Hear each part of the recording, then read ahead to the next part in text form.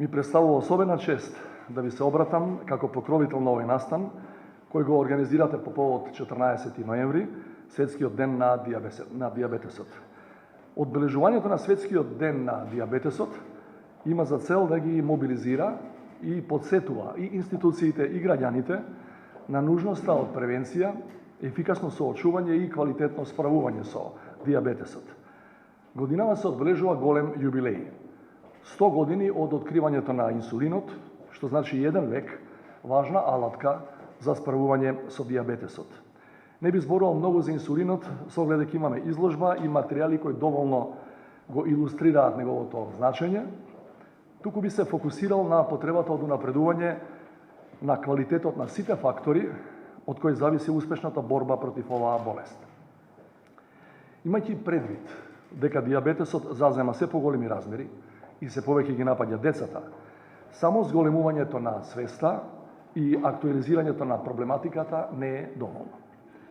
Пандемијата, за жал, покажа дека меѓу најранливите категории се токму лицата со дијабетес.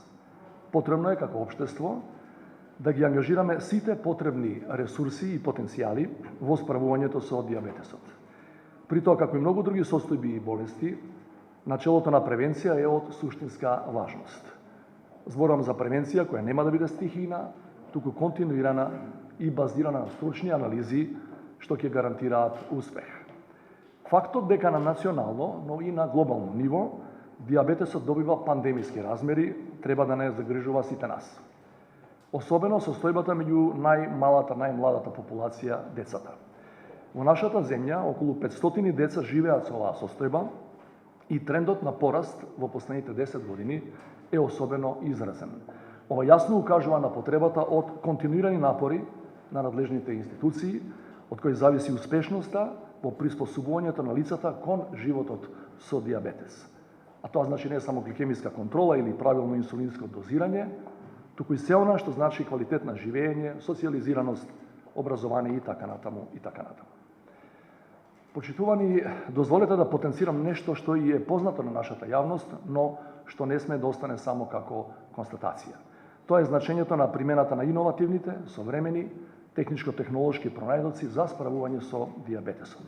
Императив за нас треба да биде набавката на сите уреди кои им помагаат на луѓето за нормално живење и функционирање.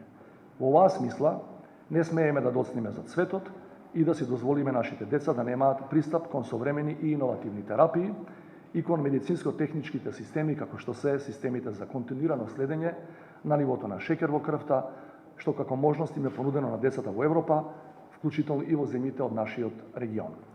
За овие работи, толерирање, разни изговори и одложувања повеќе не смее да има.